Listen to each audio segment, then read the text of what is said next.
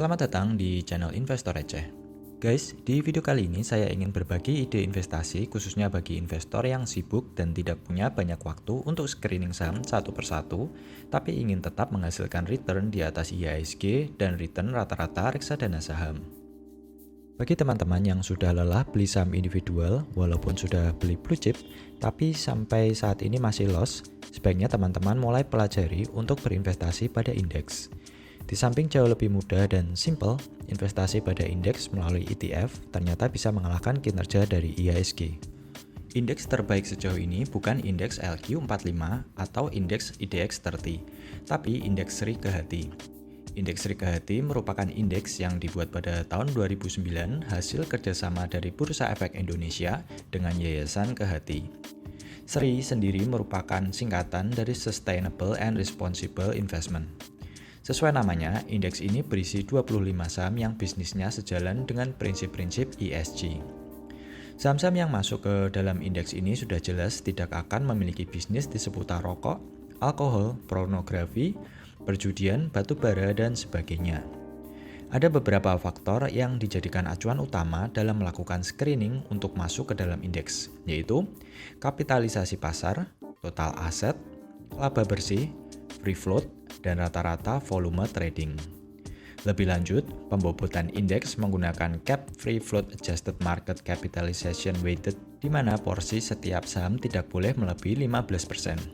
Nah, enaknya kita sebagai investor indeks Sri Kehati, kita tidak perlu rutin cek kinerja dari masing-masing saham karena indeks ini akan melakukan evaluasi setiap bulan Mei dan November yang bertujuan untuk rebalance isi portfolio. Jadi suatu saham bisa didepak dari indeks apabila sudah tidak memenuhi kriteria manajemen. Tugas kita sebagai investor hanya memantau isi portfolio, kinerja, dan rutin nabung di indeks ini.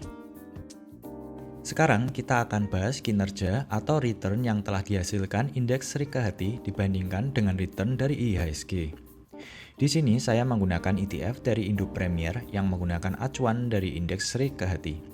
XISR, kode dari ETF ini diluncurkan tahun 2014 yang lalu.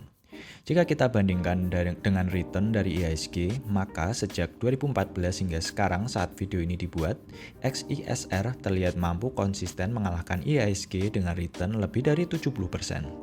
Sedangkan dalam periode yang sama, IHSG hanya menghasilkan sekitar 40%. Banyak yang mengatakan cukup sulit mengalahkan kinerja IHSG dengan menyusun sendiri saham-saham dalam portfolio. Bahkan sejauh ini banyak manajer investasi reksadana saham yang returnnya masih kalah dari IHSG. Sedangkan dengan rutin berinvestasi pada ETF ini, investor sudah bisa tidur nyenyak. Kita harus berkaca pada saham-saham blue chip yang pada kenyataannya justru banyak yang underperform, seperti Astra, Unilever, hingga Gudang Garam.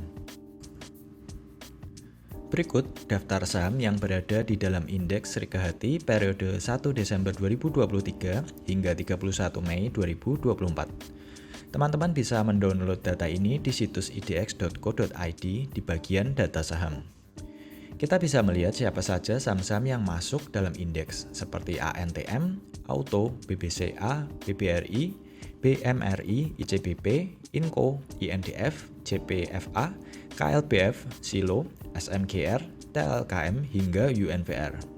Pada periode ini, BBCA, BBRI, BMRI, dan TLKM merupakan saham-saham dengan bobot terbesar di sekitar 15%. Sedangkan saham-saham lainnya memiliki bobot yang cukup jauh, rata-rata di bawah 3%. Dengan kata lain, indeks ini walaupun berisi 25 saham, namun hanya terkonsentrasi pada 4 saham saja. Ada 2 saham baru yang dimasukkan ke dalam indeks yaitu DRMA dan EMTK. Sedangkan 3 saham yang keluar dari indeks adalah ASII, PTPP, dan UNTR. Komponen indeks akan selalu berubah, tergantung dari perkembangan bisnis dari masing-masing perusahaan. Saham-saham yang sudah masuk bisa saja keluar, dan sebaliknya, saham-saham yang dikeluarkan bisa dimasukkan kembali jika kembali masuk kriteria screening indeks Sri Kehati.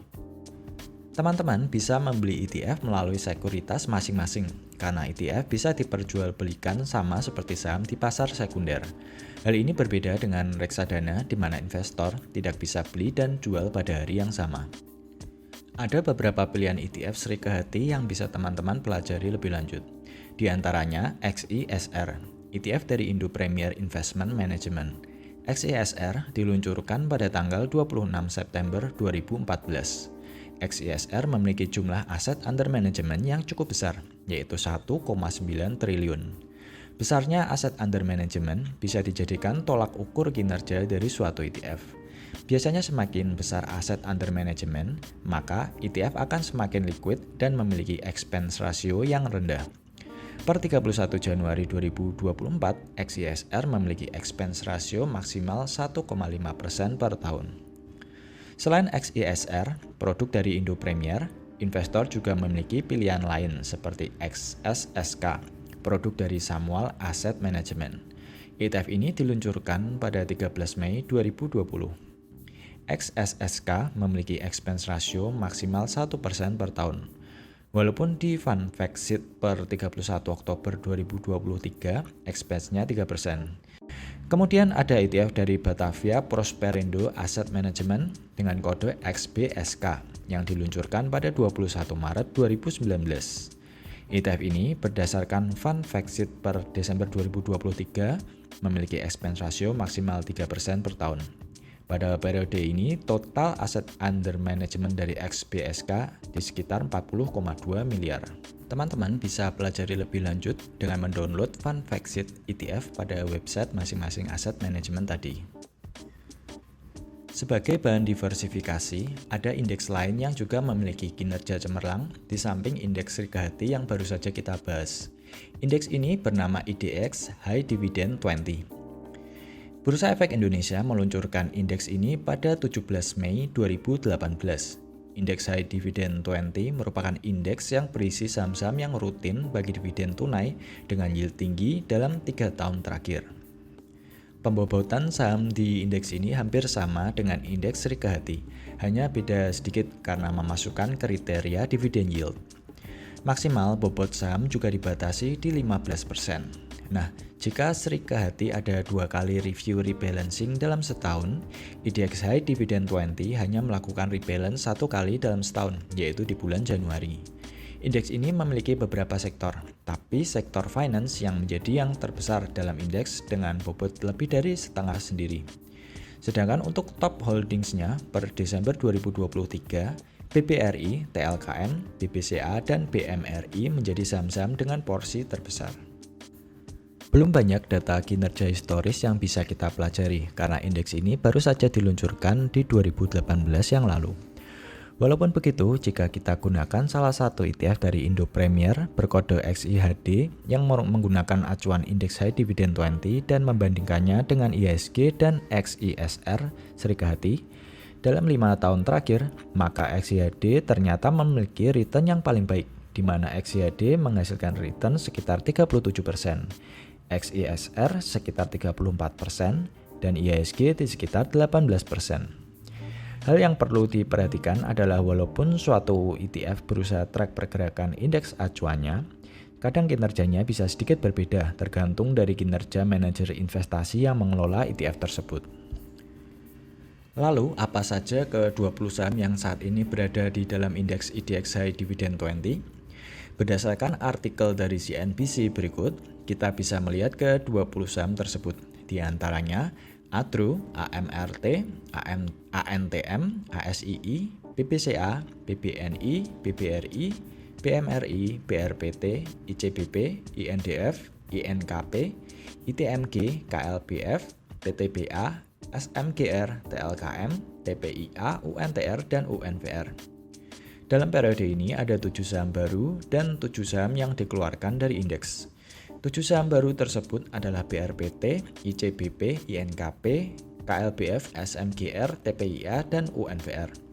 Sedangkan 7 saham yang didepak dari indeks adalah BCBR, BCTM, BNGA, BSSR, HIXA, HMSP, dan MPMX. Agak aneh jika saham-saham yang dividennya besar seperti BCTM, HIXA, HMSP, hingga MPMX justru malah dicoret dan digantikan dengan saham-saham yang dividennya kecil seperti BRPT, INKP, dan TPIA. Mungkin saham-saham ini diprediksi akan bagi dividen jumbo, atau saham-saham ini dimasukkan agar kinerja indeksnya bisa bersaing dengan IHSG. Bagaimana menurut teman-teman? Untuk ETF-nya, saya baru menemukan 2 ETF saja, XIHD dan XPDV. XIHD merupakan ETF dari Indo Premier yang diluncurkan pada tanggal 18 Desember 2018 dan per 29 Desember 2023 memiliki aset under management sebesar 31,2 miliar. Dan saat video ini dibuat, aset under manajemennya sudah naik di 42 miliar. Expense ratio XYD sebesar maksimal 1% annually. Sedangkan XPDV ini merupakan produk dari Pinnacle Investment yang memiliki aset under management sebesar 1,8 miliar saat video ini dibuat dan memiliki expense ratio maksimal 3,5% per tahun. XPDV sendiri diluncurkan pada tanggal 8 Juni 2017. XPDV memiliki bobot yang terfokus pada finansial, energi, dan industrial. Nah, itu tadi 2 alternatif investasi melalui ETF bagi teman-teman yang selama ini merasa kesulitan untuk mendapatkan return investasi yang proper di pasar saham. Teman-teman bisa membeli ETF melalui broker masing-masing. Silahkan cek di aplikasi sekuritas teman-teman. Oke, semoga video ini bisa bermanfaat.